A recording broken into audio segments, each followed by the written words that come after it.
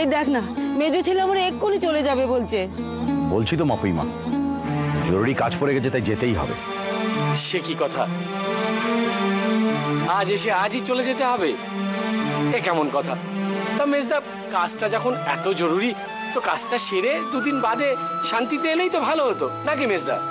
হ্যাঁ, তাতে অন্তত কারুর কারুর খুব উপকার হয়, সে ব্যাপারে সন্দেহ নেই।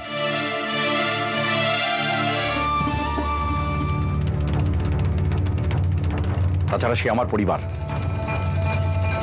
তার উপর আমার জোর চলতে পারে না। চলবে না কি বলো? 100 বার চলবে? ইচ্ছে হলে কোমরে দড়ি দিয়ে কাঁটা বন্দি হিঁচড়ে নিয়ে যাওয়া চলবে।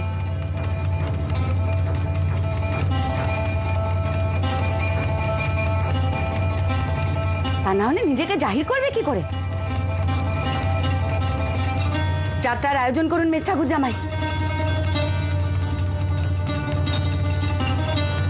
মেজদা, মেজো বউয়ের মুখের মাছ ভাতটুকু পড়ে, সেটুকু অন্তত। মন খারাপ করো না ঠাকুরজি, ভাজকে মাছ ভাত খাইয়ে পাঠাবার বাসনা, সে তো তোমার ভাইয়ের কল্যাণের জন্য। তাতে আর আমার রুচি নেই ভাই। মুখ ফুটে বললুম সেই সত্যি কথাটুকু। শুনলে শুনলে সবাই কথাটা? এরপরেও এই মেয়ে মানুষকে সতীসাধ্য হিসেবে বিশ্বাস করতে হবে? যে স্বামীর অকল্যাণ চায়, তার নীতি চরিত্রের ভালো না, ভালো নয়, সে কুচরিত্রির।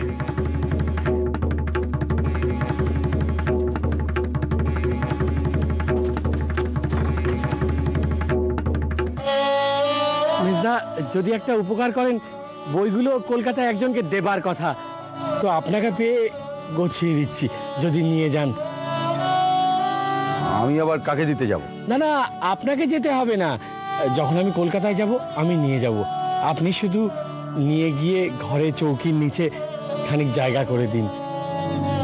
দেখতেই পাচ্ছেন তেমন কিছু দামি জিনিস নয়, তবে কি জানেন, জহরের আদর জহুরির কাছে, যদি দয়া করে নিয়ে যান।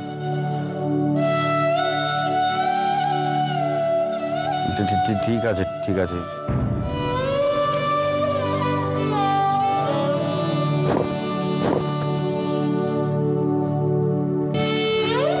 কথা চলো।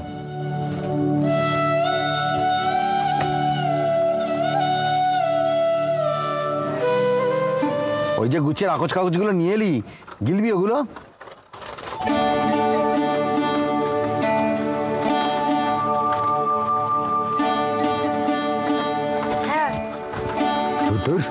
ওগুলো পেটে গেলে রক্ষে থাকবে, ফেলে দে ফেলে দে।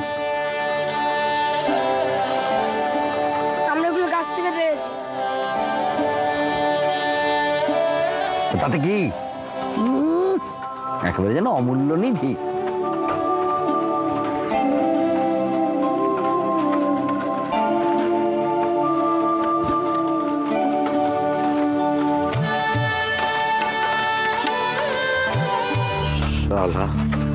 একটু বাড়াবাড়ি হয়ে গেল। তো কাঁদছে কেন যাবো? এত কাঁদবার মানুষ তো না। যেতে হয় গলা টিপে। একবার তাকাচ্ছেও তো না এদিকে, একবার শুধলেও তো না শরীর কেমন আছে।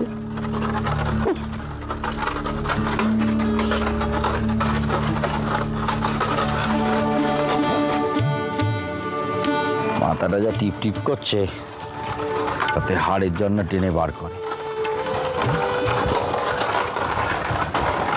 শুধু জ্বর না জ্বর বিকার? হ্যাঁ, তা তো বলবেই। সেই হলেই তো তুমি খুশি হতে। খুশি?